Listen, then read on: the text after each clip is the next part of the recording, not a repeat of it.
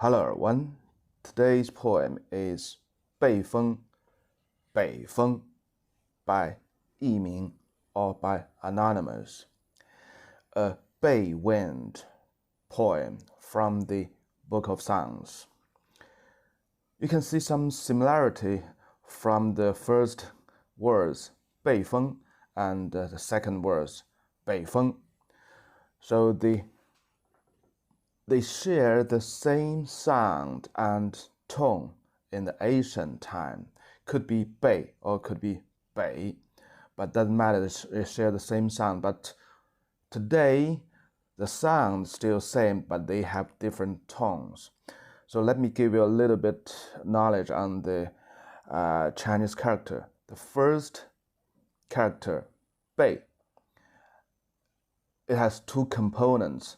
The left part, Bei, gave this character the part of the sound. So it means it should be pronounced as Bei, followed the radical Bei, but in the ancient time, or maybe more closely to the ancient time, it was pronounced as Bei, the fourth tone. And the right part, the radical, means a county. So the character basically means a county in the north and pronounced as Bei.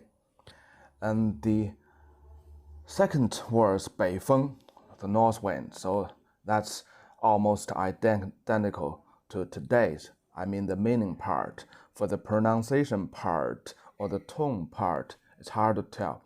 I would rather prefer the ancient tone is followed by the Bei, the fourth tone, because the Chinese, they stick to a very strict rules and traditions when learning the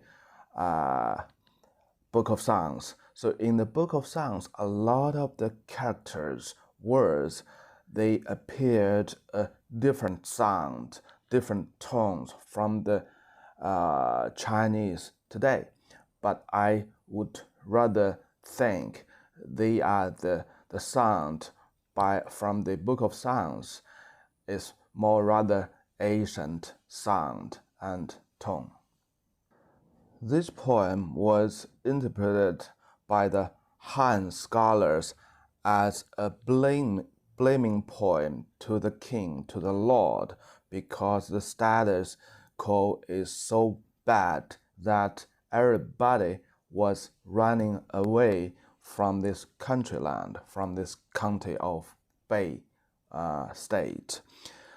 And later on in the Song dynasty, roughly 1,000 years before today, the scholars of Song, they re-emphasize, okay, that's it's telling the people is running away from a bad country, from a bad state. The country is in a disaster. So this poem describes the people is running away on their road, and especially the starter of this poem, Xing, described the weather. It was such a bad weather. It's heavy snows. The north wind blows. It's such a bad weather. So it implies the country, the county is in a really bad disasters. Well, you should know the Song scholars, they are basically the people south to the Yangtze River. So even in today's world, they are the southerners. They are the Chinese of the southerners. But all the poems in the Book of Songs was written by the northerners, or based in the scenario, based on the weather, based on the geography features in the northern China along the Yellow River. So if you are a northerner, you have the snows in the winters. Tell me, when you see the heavy snows falling down from the skies, it's a very, very sad, disaster, or it's a very happy moment. It's a very joyful moment. Of course, it's with so much of joy. People rush out, play in the snowfield, and especially in the China, land of farmers, we have a sentence in the northern China that says that the heavier the snow it is, the better the harvest the next year. So in all means, the big heavy snow is a good sign, is a happy moment. So, and the other sentences actually also indicates a lot of the positive, joyful moments. So it's so hard for me to interpret this poem as a blaming poem, a poem of disasters. People run away from their country land, from their hometowns. So I have a very deep dive to this poem. Every single character, every single word, I thought through all these single words, and I have a totally new interpretation. Okay, let's see the poem now and my new interpretation as well. The background picture was taken last December in Canton province in the South China. So that's what it looks like in the South China. Most of them never see a piece of snowflake in their lifetime. Okay, the first sentence. 北风凄凉，浴雪其旁. The north wind is cool. It snows heavily. The character 其 here equals 凉, so it makes the first sentence as 北风凉凉. So whenever you saw the term 其, the character 其 in Book of Songs, most of the time it's double the character after it. So here 凄凉 equals 凉凉. 雨 here read as 雨. It means the rain or the snows falling down. So it's snowing or it's raining. It's a verb. 雪 is a noun. So 雨雪 means it's snowing the snow. Now, 旁 means the snow is heavy, big. 惠而好我，携手同行. He sent me gifts. He loved me. He liked me. He make good with me. And we go together, hands in hands. 惠 means send gifts. 好 means like, make a good relationship with me. 其虚其邪，既急之举. So this is the difficult part. 其虚, so 其邪. So we have explained the usage of 其. So here it's actually equivalent to 虚虚邪邪. So 虚 is a very important word in the Taoism. But basically, in the time of Book of Songs, there's no Taoism. But the Taoism actually was not invented by the Taoist in the later time. Actually, they are the very core spirits, core values from the very ancient China. So 虚 is one of them. So it means you empty your mind, you empty your thoughts, or you are a very, very humble person. So just imagine in the time of Book of Songs, the poem described, the people described in the poems are all the high level, at least noble persons. So this is a very important value or virtue for those guys. Be humble to other people, and be humble to the God, to the nature, to the world. So you should be empty yourself, your mind, everything. So you could, in that way, you can concentrate to know the things, the people around you, so you can react in a good and right way. So that's the meaning of 虚. So here it describes at least two persons here. They are hands in hands. So both of them are very humble. So in the other aspects, the more humble they look like, the more noble they look like.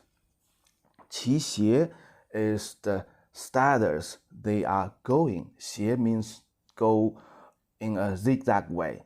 So do you remember other frequent words to describe the zigzag way?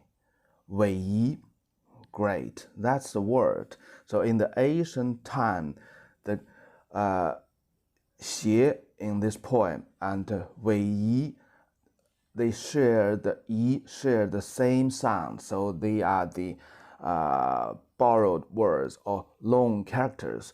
So here, 其虚, 其斜 means the outlook of these two guys, or maybe more guys. They looks so humble, but they are in a very lovely, happy status. They walk in a zigzag way, so they walk freely.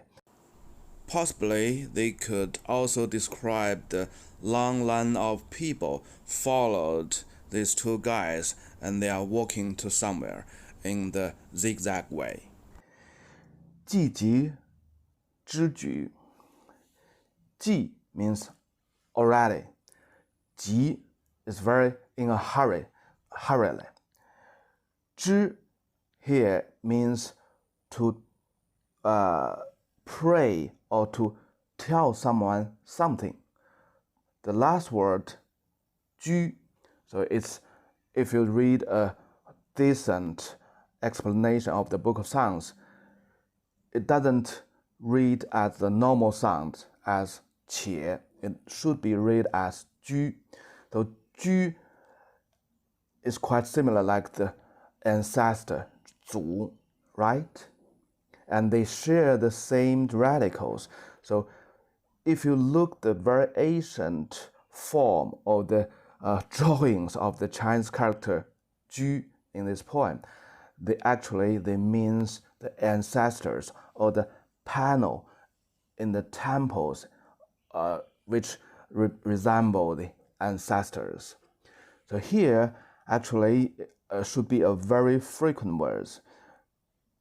之举, to go to the temple and pray to the temple and to pray to their ancestors, pray to the God and tell something to the God, to their ancestor. What that for? It's a deal. So this poem actually describes the very lovely, happy moment when two persons, of course, they are with very high level social levels. They are the lord. Of course, they have their land. They make a deal.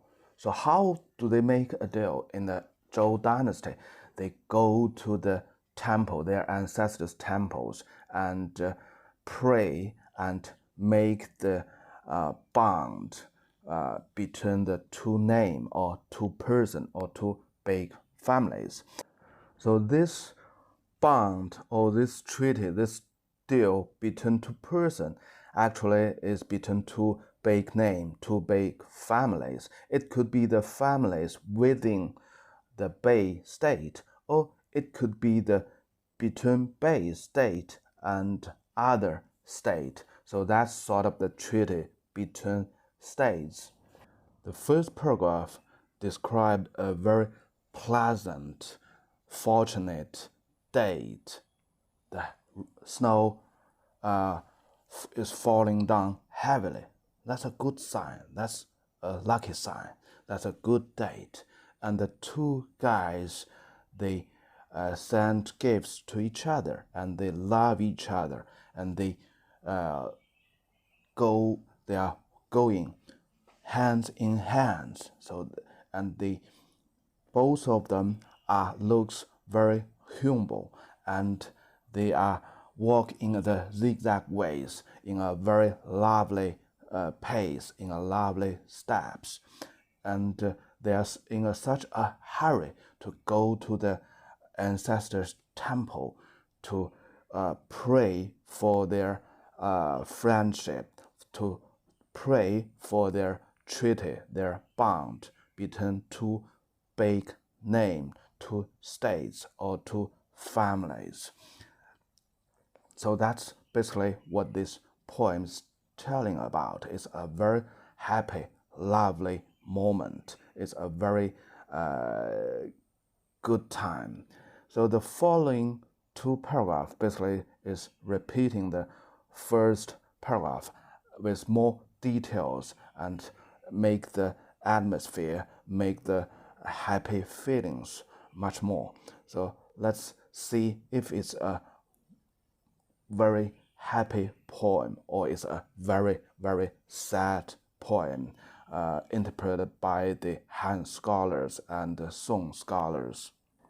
The second paragraph, 北风齐喈，雨雪齐飞. The north wind blows in a harmony, peaceful way.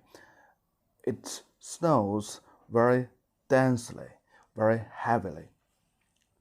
北风齐喈 equals 北风接接. The 接 means two things in a harmony way.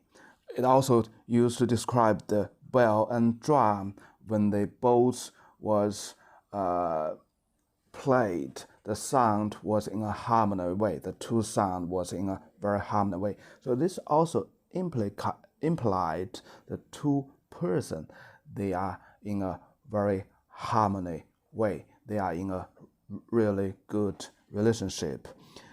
雨雪齐飞 equals 雨雪霏霏. So this is a term we used even today very frequently.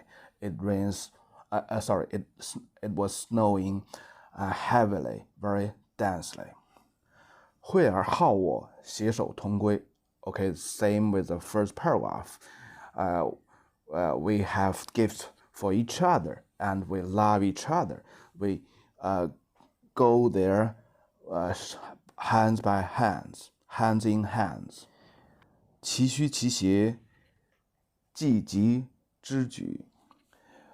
The third pair of sentences is same with the first paragraph. He looks very humble, and he looks very noble as well.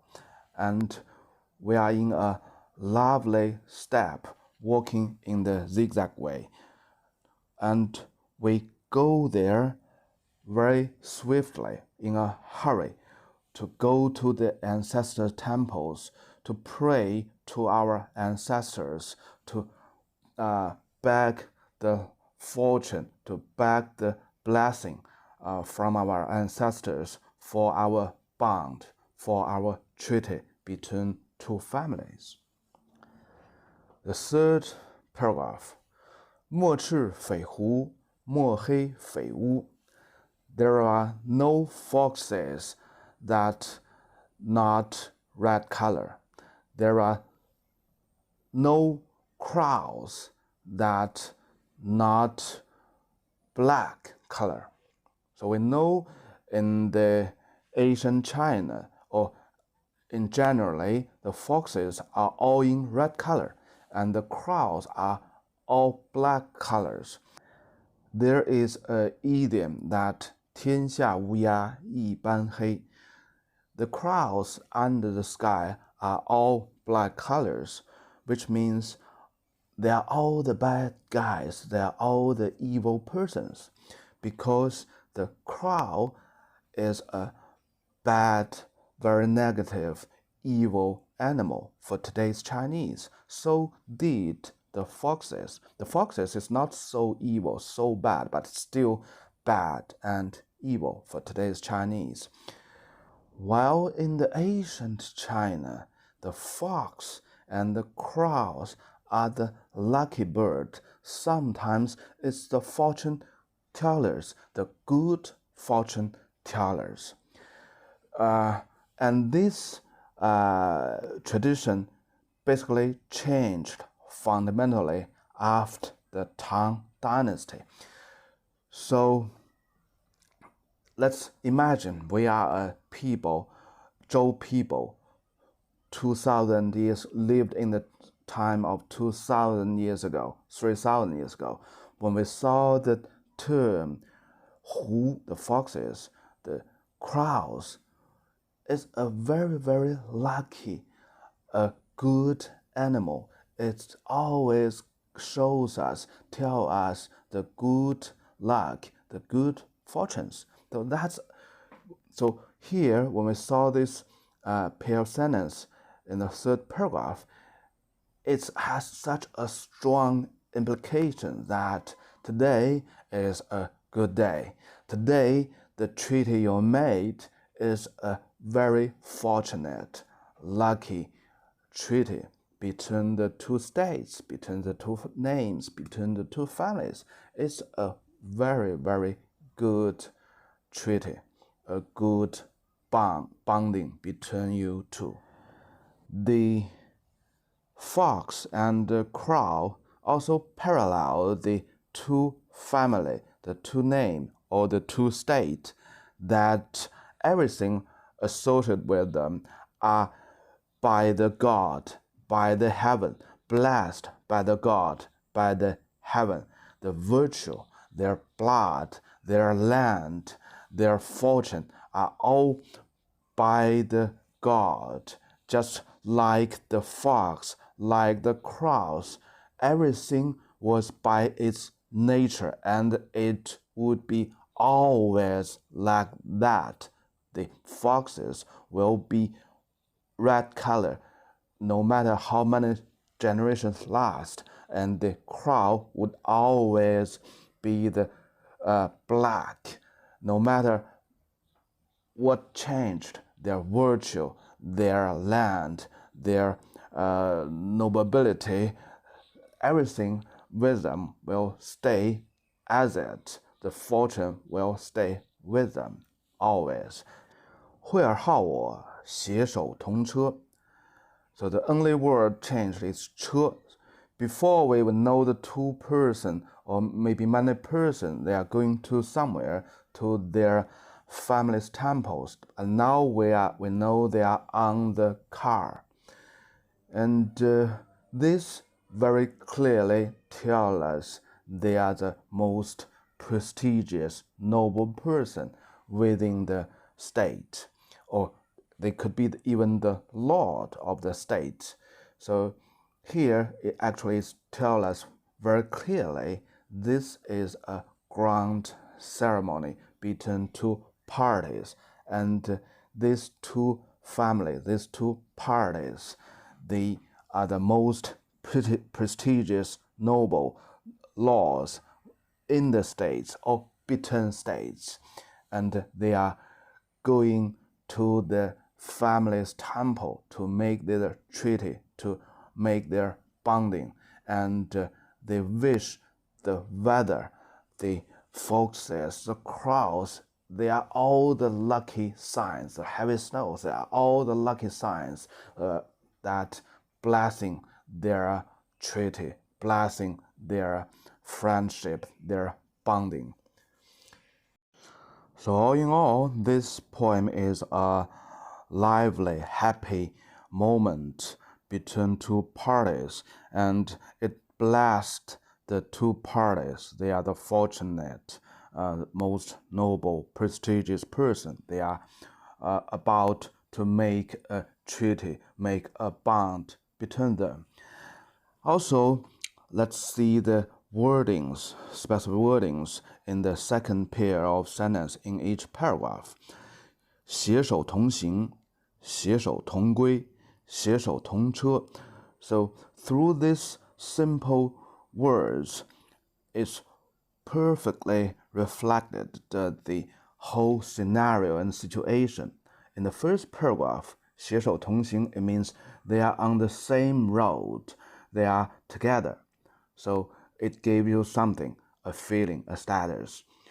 And in the second paragraph, 携手同归, so remember how important this character means in the classic Chinese literature. 归, going back home, 家, 回家.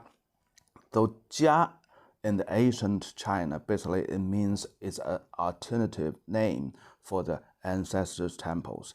So in the second paragraph, it indicates very clearly the destination is the ancestor temple, and the two parties share the same destination, same goal.